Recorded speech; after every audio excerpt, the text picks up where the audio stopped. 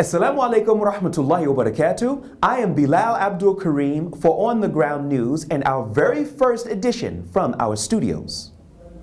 The other night, there were severe clashes in the city of Maratan, which is approximately 30 kilometers outside of the rebel-held city of Idlib, between Jabha Nusra and the Free Syrian Army's Division 13. Apparently, the Free Syrian Army group ultimately surrendered and their property was confiscated by Nusra officials. Clashes erupted after factions from Division 13 raided several Nusra bases and private homes of Nusra fighters.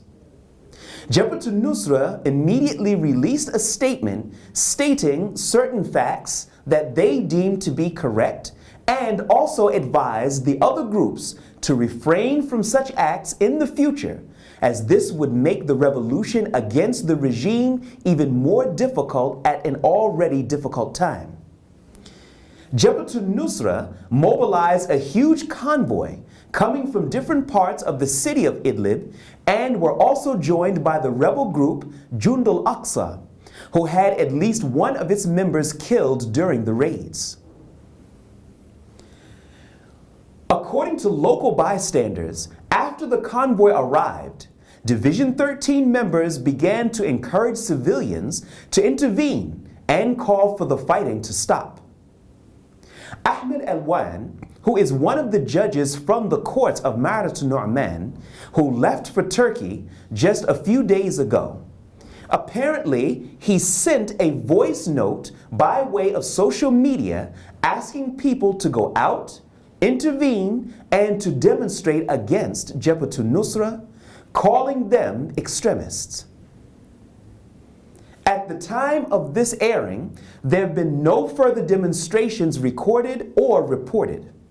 Jabha Nusra demanded Division 13 members surrender themselves by midnight and to appear in court. Otherwise, they would resort to using force. However, many of the soldiers surrendered in hopes that they would be released. However, many remained behind and continued to fight and participate in the clashes. In total, 7 fighters were killed and an unknown number wounded. The incident ended a few hours before dawn of yesterday. In other news, according to sources in Geneva, some Syrian opposition negotiators have arrived in Geneva in anticipation of peace talks which are scheduled to begin today. The United Nations envoy, Staffan de Mistura, stated that during the coming discussions, quote, substantive issues will be discussed.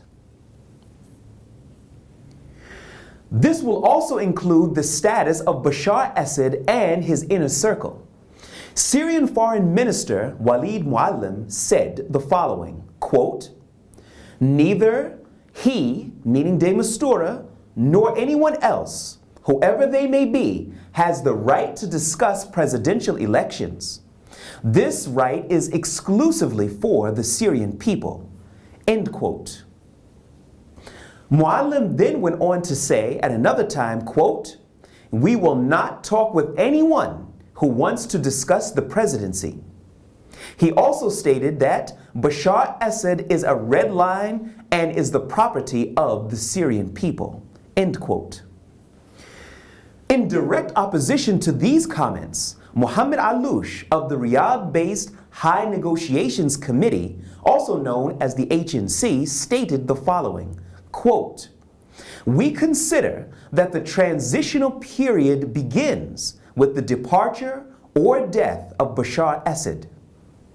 It cannot be a stage where this regime or the head of the regime continues to be in power, end quote. It should be noted that many of the major groups fighting in Syria have no representation in Geneva, as they do not consider this a serious effort towards peace and continue to demand the resignation of Bashar al-Assad. And finally, In other news, the Syrian opposition group Ahrar Sham downed a regime warplane this past Saturday. Reports clash as to whether the anti-aircraft guns or heat-seeking missiles were used to down the Russian-produced MiG-21 fighter jet. Apparently, it was flying over the airspace of Kafrin Buda in the province of Hama. Hama is one of the 14 provinces in Syria. This is not the first time that Islamic factions have downed a regime warplane. Estimated death tolls internationally and locally in the Syrian civil war vary between 250,000 and 400,000 people.